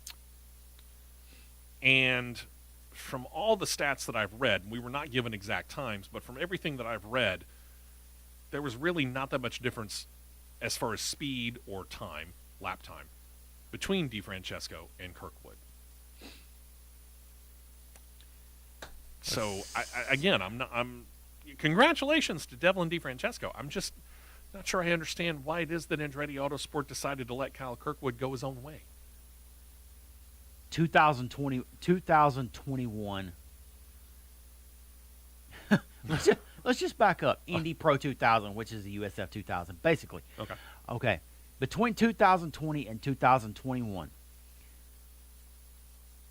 out of the Indy Pro 2000 in 20, Indy Lights in 2021, John, how many wins do you think he had total? You already know that he's got 10. None. DeFrancesco. Oh, DeFrancesco. I thought you were still talking about Kirkwood. None. I'll be generous. I'll say 2. Steve is correct. He had 2 wins in 2020. He and won. No wins in 2021? He won, no wins in 2021. His best finish of the entire year last year in Indy Lights was 3rd in the dual races at Barber. He must have really impressed with car control during the test at Barber. That's all I can say. Or he had a big checkbook. Big checkbook. Yep. I could go with that. You know, the biggest news out of IndyCar for me, Johnson's actually going to run an oval. He's actually going to run more than one. He's running full-time next year. Yeah, that's what I'm saying. Yeah. That's the biggest news for me. That's not necessarily an argument. He might actually have a shot, albeit minuscule, at taking the title next year. Well, here's the thing for me. Of all the tracks that they went to, Jimmy Johnson's most familiar with 2 tracks that he didn't race in 2021 in IndyCar. Exactly. He's not only raced, but won at Texas and raced and won at the Brickyard. And he didn't run either of those in IndyCar last year. And I'm sitting here thinking to myself, you got a leg up. You know these tracks. You have been on them. You know their faults. You know where the strengths are for yourself as a driver. And I know we're still talking about the difference, watch Days of Thunder, between an open-wheel car and a NASCAR stock car. I get it. There's differences. But you can't tell me that the knowledge that you gained in a stock car at either of those tracks can't be in some way transferred over to the IndyCar. True. Read that Kurt was my Busch. point. At 7:35 a.m. on November the 13th, 2021, on these airwaves and YouTube Live, do you want me to go ahead and say out loud, with him being a full season next year, he will finish on the lead lap on, at best, one race. At best. It has been predicted, ladies and gentlemen. And guess Still. what? This is going to be on YouTube in perpetuity. Yes. So I say to Jimmy Johnson, step it up and prove Matt wrong. Good luck. At best. Because I watched him run at Mid-Ohio in IndyCar. You did. And he was... Slow. You were telling me that you were in a position to be able to hear where drivers were backing off the accelerator. John may have not been here that weekend. Yes, I was there. Okay. He was. Okay. I couldn't remember if you were or not. He let off like a second or two before the At anybody that knows Mid-Ohio, I was standing at the entry to turn, let's see, 1, 2, I think it's turn 6 at the end of the long right. back Yeah, that straightaway. sounds right. he was laying up way too early. Yeah, well, they have a serious head of steam. Given for an example, I'm going to use Romain Grosjean and Joseph Newgarden. Okay. All right. At Mid-Ohio, they have 100-foot markers in your braking zones. Right. Most tracks, they go 300. Mid-Ohio has a 400. Especially after the long straight. Romain Grosjean and Joseph Newgarden were driving into approximately the 125 to 100 mark before they were using any braking to stop the car or slow the car down to go into the turns and where the little carousel is. Jimmy Johnson was letting off at the 350 mark. Ouch. At best, 300. So, 200 feet difference. Yeah, 200-foot difference. That's huge in racing terms. That's Yeah. huge. Yeah. Got a lot to learn. That's a big learning curve there. Did I not say minuscule? Yeah. To Formula One, Haas F1 has stated openly that they want to keep Pietro Fittipaldi in his current role for 2022. We're talking the young driver who joined Haas F1 back in 2018, and since then has been their main test and then reserve driver ever since. He actually even got a couple of races in, sub for the injured Romain Grosjean in the final 2 races of 2020. The interest is there also on Fittipaldi's side, so now comes the two sides coming to terms on a renewed deal to keep him. A little bit of extra cash there for Gene Haas. I think you can make it work. Then there's this bit of news. Formula One race director Michael Masi is watching things very closely in Saudi Arabia, because the very first ever Saudi Arabian Grand Prix is drawing ever closer. If you remember, the week before Circuit of the Americas here in the United States Grand Prix, he took a little time to go to Miami. And you got to remember, they're holding the race in Miami next year in the parking lot of Hard Rock Stadium, the home of the NFL's Miami Dolphins, who are still in their season. And he was pleased with the progress they were already making on the course for next May. It appears, however, that the street course for Saudi Arabia, which is primed to be the fastest street course Formula One has ever raced on, has a prime spot right on the shores of the Red Sea, ain't quite finished for the race that's supposed to run December 1st. Time's ticking, boys. Masi said he feels that things are on schedule and will be prepared. Good luck. Masi said he's working with the schedulers, and he will be heading himself to Jeddah, Saudi Arabia, probably right after this weekend's Brazilian Grand Prix. Said, quote, I'll probably head there between Brazil and Qatar, have a quick look, or maybe just right after Qatar. We'll see how things go. Obviously, we've all got very grueling schedule coming up with the triple header. That's a story for another day. You need to talk to some NASCAR people about triple headers, 3 races in 3 weekends. Michael Massey, Kyle Larson would like a word with you. Uh-huh. Thank you. Anyway, he said, I've had a grueling schedule for the past couple of weeks, so we'll just see where we're at. You better hope that Jeddah's on it. That's all I'm saying. Now, this is 12-1 of 21. 21, yes. Uh-huh. Not 12-1 of 2022. 12-1 of 2021. And they're not And they're done not with done. the track yet. Not done yet. I don't think we're going to see a Saudi Grand Prix. This could be ugly. I think we may see a Saudi rallycross. That would probably qualify it, yeah. Did anybody have the chance, and I hate to say this, I missed it because I got involved in some other things at my church where I run sound.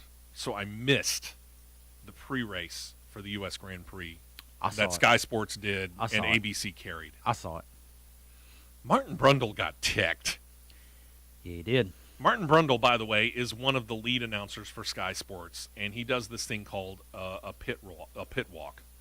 If you're a NASCAR fan, you've seen Michael Waltrip do this. They'll go down and they'll just happen to see a person that's standing on pit road of note, crew chief, driver, potentially a celebrity, and they'll try and talk to them. Yeah. Why did Martin Brundle get ticked? Stick around. We'll tell you about it right after we take this break on CRN. We will be right back with more on the Championship Racing Network.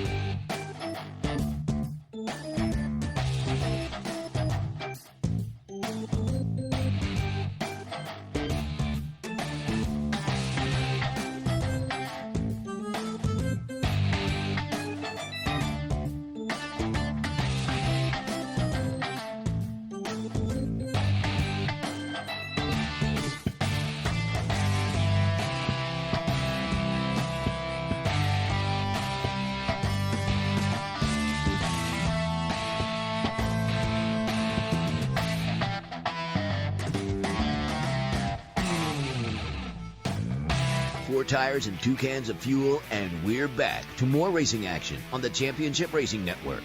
Welcome back into the show. I'm Steve West with Matt Nicholson and John Myers. Portions of the show being brought to you by Ox Foundation Solutions. You don't want to be as mad as Martin Brundle was before the U.S. Grand Prix. You want to make sure that your house leaves you in a very happy mood. And that starts with the foundation. And that's where Ox Foundation Solutions and our good friend Michael Hart come in. You want to make sure that the foundation is set, ready to go for a long period of time. So you need to call Michael Hart, 205-362-6419 if you're anywhere in the state of Alabama, or barring a phone call, send him an email, mike@oxfoundations.com. Set up an appointment, have him come out, take a look at your house. He'll go inside, he'll go outside, he'll go under it, he'll go over it. He'll do whatever he needs to do. And when he's done, he will set up for you, at no cost and no obligation to you, a written foundation assessment. And you'll know whether there's a problem or not. If there's not a problem, you've got it on paper, you shake hands, you go your separate ways, happy holidays, boom, see ya. If there is a problem, you have it on paper, you have it in detail, and you know how much it's going to cost because he will set up that in an estimate. And then you throw out the promo code WEST, W-E-S-T, WEST. That nets you 15% off the total he just gave you. And all because you heard about it right here on CRN. Set up the appointment. You got nothing to lose except, quite frankly, your house if the foundation's bad.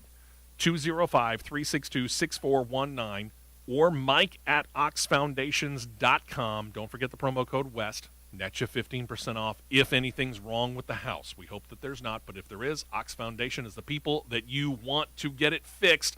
and Michael Hart's the guy who can help you down that road. Go Ox Strong and tell Michael that you heard about it right here on CRN.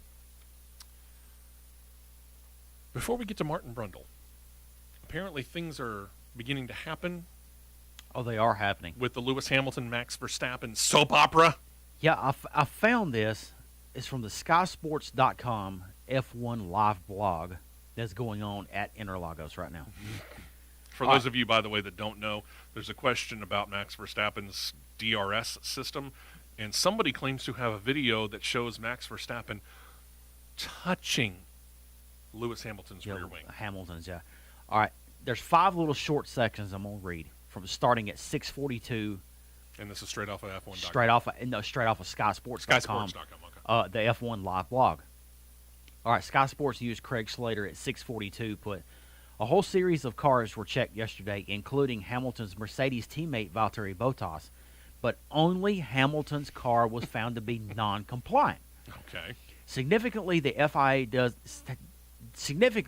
FIA have since impounded the rear wing of Hamilton's car. Does that suggest that they weren't satisfied with the original measurements or want to check again? That might work in Hamilton's favor. Now Mercedes might allege that Max Verstappen is a party in all of this. Seriously. He goes over to Hamilton's car and actually touches the rear wing. And that's in dispute because we don't know for certain that he did. You're not meant to do that because the cars are in parc ferme conditions. They're not meant to be touched after this session. That would leave him in breach of the sporting regulations, which maybe isn't so serious in terms of what happens to him. Maybe he'll get a slap on the wrist, a reprimand for doing that. But could Mercedes allege that the rear wing has been tampered with, and could that favor be in case of against Hamilton's car? Yikes. In a sense that they say forensics have been tarnished in some kind of way, they may want. I'm going to bypass the rest of that. CSI Interlagos. All right, at 6:51, Max Verstappen went in early to the stewards. Hard to imagine if any drivers have been up for this kind of charge before. We've regularly seen drivers taking close inspections of rival cars in parc ferme over the years, and even some touching wheels. Oh my gosh! And such like, but have never led to quite this summons. 7-11. Mercedes, remember, are due at the stewards once again in relation to the DRS issue very shortly in 20 minutes in time, which is 1:30 p.m. in the UK. This is the second time that the world champions have met with the stewards since last night, and speaking on Sky Sports News a short while ago, Craig Slater said that, quote, the stewards have been seeking every camera angle of parc ferme where the cars were scrutinized afterwards. They are summoning Mercedes in to speak with him again. It's hugely serious, and I think this could be decisive for Lewis Hamilton in title terms if it goes against him. I wholeheartedly agree. Sure. 7:13 more from Craig Slater. This is a big question for the stewards. It's a simple matter. Does the gap between those two plates on the rear wing exceed the permitted limit?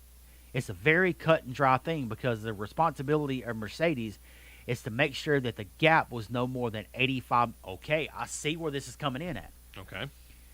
That is why I'm questioning that it's taking so long. Why has Mercedes been summoned in again at 1:30 again to speak with the stewards? Because I think this is the magnitude of all of it. All right, I'll bypass the rest of it. Bottas's rear wing was in compliance, but Hamilton's was not. 7:23, Verstappen is out of the meeting. He's relaxed. Yeah. All right. Again, he might have laid a fingerprint on it. I see where this is coming in at.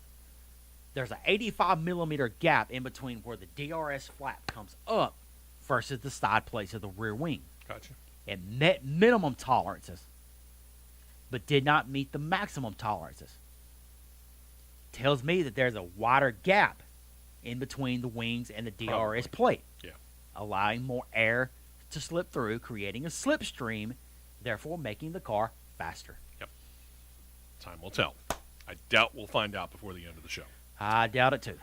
Then there's this, and I'm going to try and get myself into the appropriate non-British accented Martin Brundle TikTok phase. Formula One wasted zero time and now implementing what is being called the Brundle Clause. The intent is to restrict celebrity bodyguards along pit lane. All of this came about because of what happened pre-race at the U.S. Grand Prix in Austin, Texas, where a number of celebrities from music, television, and the movie world were all on hand for the event, And due to relaxed COVID restrictions, thank you, Texas, Brundle was able to do a pit walk. Now, during these, Brundle often talks to drivers on their way to the cars, team executives when he can, and when he happens to run across one, an occasional celebrity. Then he came across a rapper with one of the dumbest names I've ever heard. Yep. Megan Thee Stallion. Okay. He attempted to get a word from her, but was promptly brushed aside by one of his bodyguards, which prompted Brundle to say live on the air that celebrity guests of the sport needed to, quote, learn some manners and respect on our patch. Then he decided later on that he needed to continue his rant and took to social media. I like this. Ready for the emotion? I'm going to try and implement it for you. Quote, I like to call out some of the celebs that I think are just using the grid a little bit, if I'm honest. They don't really have a passion. I know there are millions of fans at home going, I should be on that grid. I'm a massive Formula One fan, not them. But my claim to fame, at last, I get ignored by Megan Thee Stallion. I get biffed out of the way by a man mountain and then told off by a Malfoy lookalike who doubtless was on his first ever time on a Formula One grid. I put out a simple tweet about it. I got 5 million impressions. I don't understand any of that, to be honest. I love that. A mountain man and a Malfoy lookalike. The dude made a Harry Potter reference right in the middle of a rant. I love it. He's one of my favorite announcers now. Twitter, Martin Brundle, follow. Yes. Excellently done, Martin Brundle. And for Megan, I'm gonna give you this short visual of who he's talking about. This is a rapper. Okay. I saw the video. Which is why I've never heard of her. I saw the video. She's wearing a inappropriate for pit road outfit. Yeah, let's just say that. What looks like a dress, what it would resemble, that is made of see-through mesh material, and you can see undergarments on pit road.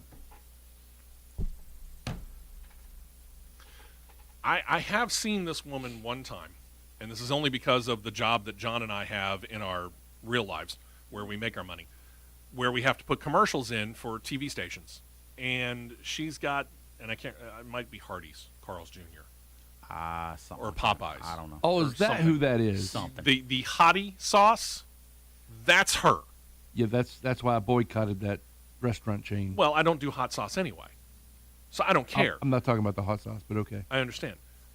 I don't do hot sauce anyway, so I'd never get it. But even if I did hot sauce, I can tell you right now, because of this, I wouldn't get it. I could safely say if somebody like that wore something like that on the pit road of Brian Crichton and Russell Branham, they would lose it. They'd be out of their minds. But here's the other side of it. Again, you're a celebrity on pit road at a worldwide event. Within an hour of start time, there are reporters all over the place. The last thing that you should be not expecting is the potential for somebody to recognize you as whatever kind of celebrity you might be, and want to have a word with you. And you probably need to talk with your bodyguards and say, hey, listen, if a guy approaches me with a microphone that says Sky Sports, maybe let him in. Yeah. The ground rules need to be set. Yep. And this is why you now have the Brundle Clause, which says, hey, bodyguards, this person's on pit road, a very controlled environment, especially in Formula One. You're going to stay over there. They're going to come out. If they happen to get approached by a reporter, that's on them. Deal with it. Bye. Congratulations, Martin Brundle. Very well done. And I hope that I gave your Twitter rant some form of honor, because that's what I wanted to do. You got my follow, buddy. To Formula E, and there's actually quite a bit from the all-electric racing series. When officials with FE met with the World Motorsport Council back in 2020, they ended up amending their rules and regulations in a bid to kind of boost the sporting and financial health of the all-electric series. The new rules had each driver dropped from 4 sets of tires down to 3. Those 3 sets of tires covered practice, qualifying, and the race, and they only added 1 more set on a 2-race weekend. For 2022, that number's revised back upwards. You'll get now 4 sets of tires for a single event weekend, and a doubleheader weekend. You'll get 6 sets to cover practice, qualifying, and the races. Well, thank you very much. I'm sure Michelin appreciates it, and probably so do the teams. In addition, the final year of the second-generation powertrain will see power up from 200 to 220 kilowatts per hour. Your new attack mode will jump the power up while it's engaged to 250 kilowatts. They'll go a little faster, in other words. Another change coming next year is a cut in practice time. Since the series began, all your practice sessions have been 45 minutes long. Beginning next year, those practice sessions drop down to 30 minutes. And then there's rules regarding full course caution periods, which were changed as well in response to the finish in Valencia earlier this year. The rules for this year read that for every minute that the race was under a full course yellow, 1 kilowatt hour of usable energy was cut down. At the end of the Valencia race, 9 cars actually ran out of power before they crossed the finish line. That created a mess, and, well, fans were not happy. So for 2022, that will not be the case. Instead, if you're a soccer fan, you will note stoppage time. In this case, they will add time to the 45-minute plus 1 lap race length. For every minute under full course yellow, 45 seconds will be added to the race clock unless the yellow happens after the 40th minute, and then everything just stays where it was. Good luck. By the way, the teams will only get 1 test session to prepare for the 2022 season. This happens November the 29th through December the 2nd. They'll take December 1st off. In Valencia, Spain, at the circuit Ricardo Tormo. First 2 days are going to see split morning and afternoon sessions, and then they'll have 1 long 9 a.m. to 3 p.m. local time session on the final day, December the 2nd. Again, that is the only preseason test session that they're going to get. But then again, they're still going into the final year of Gen 2. I get the feeling for Gen 3 there'll be a little bit more test time. I guess we'll find out. As for the drivers, they're in the off-season, and silly season over there is in full swing. But DS Takeda has both of their cars' seats confirmed. We told you last week about Antonio Felix da Costa saying he would in all likelihood be back with the team next year, but he admitted he had not signed officially yet.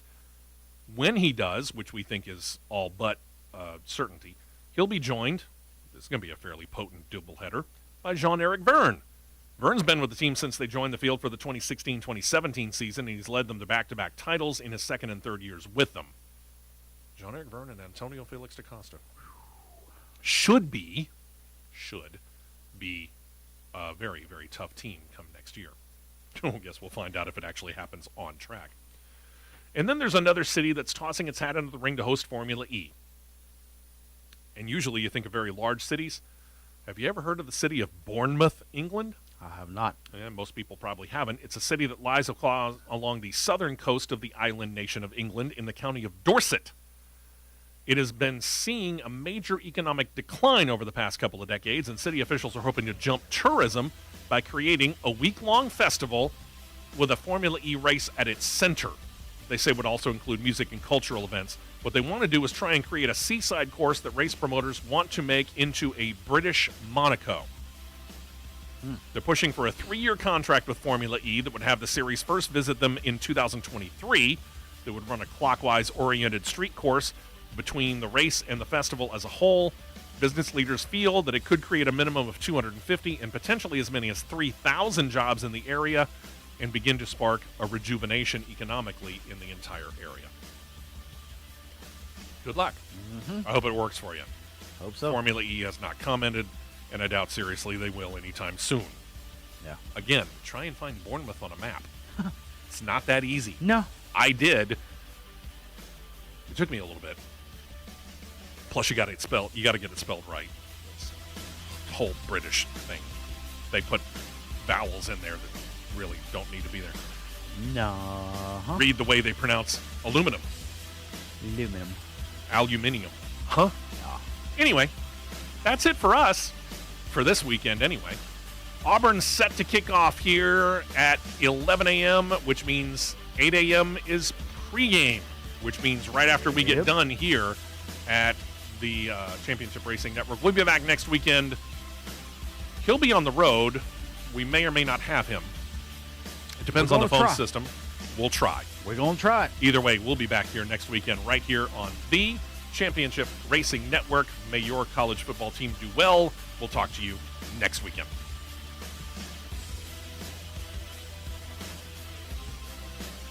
This has been a presentation of the Championship Racing Network.